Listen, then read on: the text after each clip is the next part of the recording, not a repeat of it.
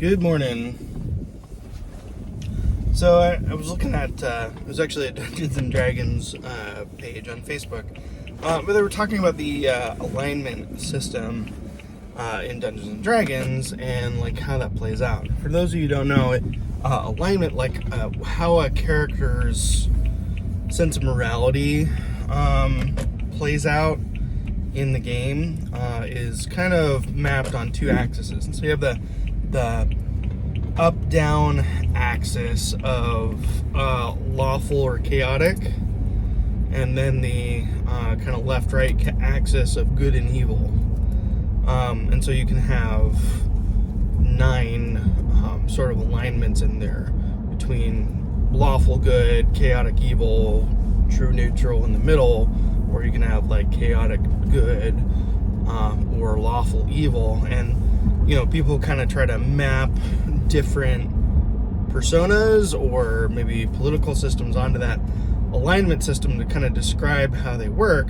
But the person who was talking about this, they were trying to classify lawful or chaotic as lawful being whether or not you prioritize the rules ahead of everything else, which I mean kind of makes sense, and then chaotic being the inverse of that, and then good or evil being based on whether you put others' interests ahead of your own. And that got me thinking, I mean, just about what goodness or virtue or morality or righteousness is, because that definition of just putting others' interests ahead of yourselves, I found that profoundly unsatisfying as a definition of goodness, or what is good, right, as opposed to evil. And so I'm like, how do you classify that? I mean, because there's a lot of ways you could slice it, and certainly there's a school of thought that says, well, you know, good and evil have, you know, an absolute sort of, you know, cosmic measure, and it's static and unchanging, and that's kind of the you know, religious angle on this, right? That there is some, you know, ultimate cosmic law that is handed down to us, and it's always the same. And I don't know if that tracks,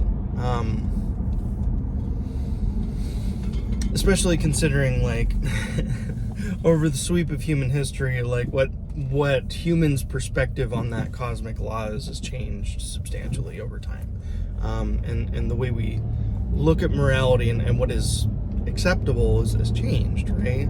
And so the opposite view of that is kind of the, you know, highly subjective social constructionist kind of view that morality is just a, you know, a social framework, and what is good is whatever society decides is good, which also does not ring terribly true to me, and sounds actually profoundly dangerous, and could be profoundly evil as well, in as much as you know, having a static, unchanging conception of, you know, cosmic right and wrong could be profoundly evil when some of those precepts ends up being, you know, just horrifically bad.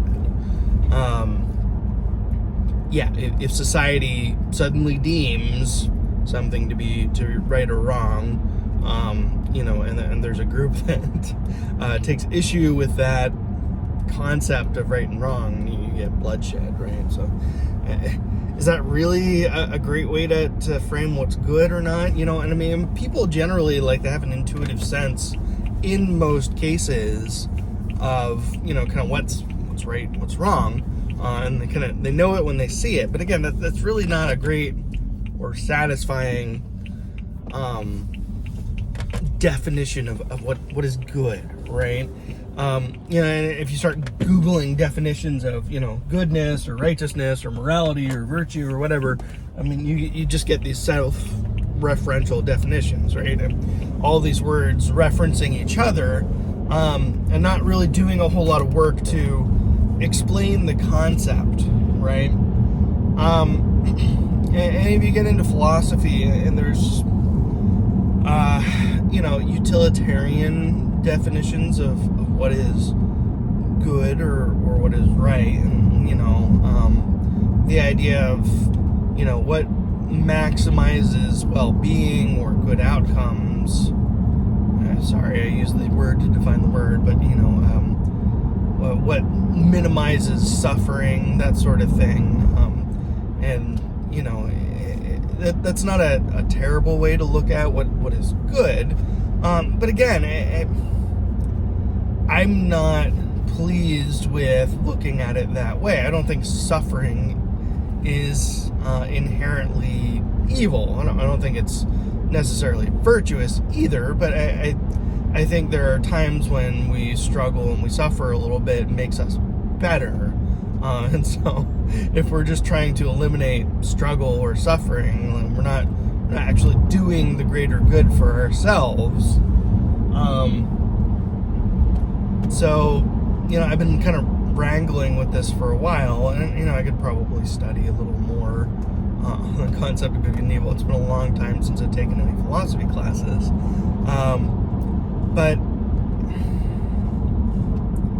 yeah, I'm kind of trying to get my head around the concept, and come up with a decent definition, of what's good and what's evil.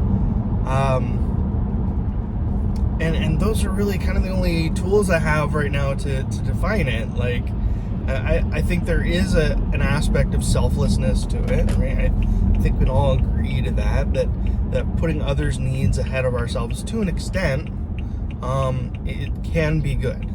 I think that there are some foundational principles about life which are true and relatively unchanging, although the way that we apply them from time to time might change, and maybe not in the cosmic or deities sense that some would like to ascribe, but as things repeat and have these common things across time and across culture. So I think there's that aspect to what is good as well. And I think there is a relativistic aspect to good as well. I mean, you talk about the trolley car dilemma, the classic trolley car dilemma, right? And, sometimes there is no good decision to make in a given situation, right? You have time only to throw the switch on the railway tracks, and you can either let the trolley car run over the child or switch its direction and let it run over 10 people. Which do you do, right? And both of them are horrific, and to act or to not act is in many senses evil, and you're really just kind of left with which is the lesser of two evils, right? And that's all you have time to do, right? And people always try to wriggle out of the trolley car dilemma, but I mean it's the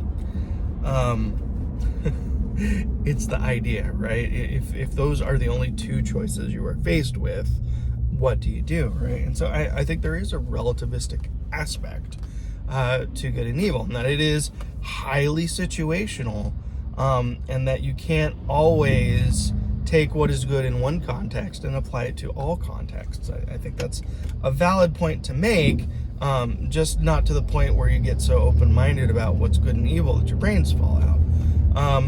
And I think there is a utilitarian aspect to good and evil as well, right? I mean, in general, especially when we talk about the kind of broad societal level, if we're trying to eliminate, needless and unnecessary suffering for large swaths of humanity, we could say that decisions or actions or policies or projects are good, generally speaking, even if maybe it's not good for everybody, but it does the most good for the most people most of the time. That is, it limits their suffering, their needless, pointless suffering, and enhances well-being to the greatest degree possible in human thriving. and that can be good as well. And kind of going back to my very first video too, and talking about the kind of project of existence, and whether or not we can actually find meaning to life. I think that is ultimately good, because, as I've said before, I don't think we can assume there is any ultimate purpose or meaning to life, and we have to kind of assume that A, life is meaningless, but B, we are here, we are meaning seeking and ascribing creatures that can interact with and affect their environment. And so it's C, not impossible that we might find some meaning or create some meaning to life that did not previously exist. And so in pursuit of that, I'd say, generally speaking, most actions we can take that push the boundaries of how we understand the universe, our place in it, and what all of this means are generally good. And again, and not to the point where we're inflicting suffering needlessly on other human beings, or we're making life worse for anybody rather than better for everybody, or as many people as possible, as much of the time as possible.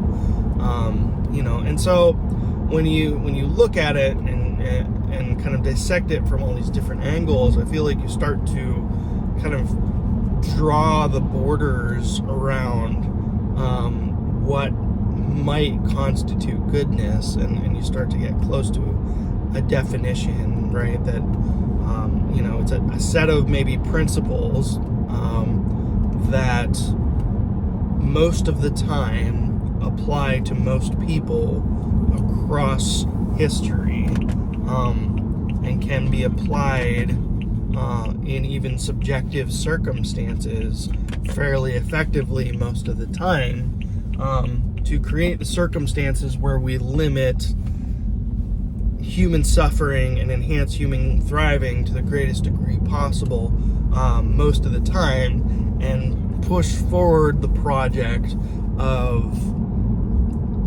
identifying and creating meaning in the universe. So how's that for a definition? It's kind of a long definition, but I think that's a better definition than what I was coming up with just listening to other people talk about that. So let me know what you think. Drop a comment below if you like the video. Hit the like button. Subscribe to the channel if you haven't already and you're enjoying listening to me ramble on about stuff. And feel free to share the video and get other people involved in the conversation if you think it's interesting, meaningful. It's been fun, inspiring, and uplifting as always. We'll see you on the next one.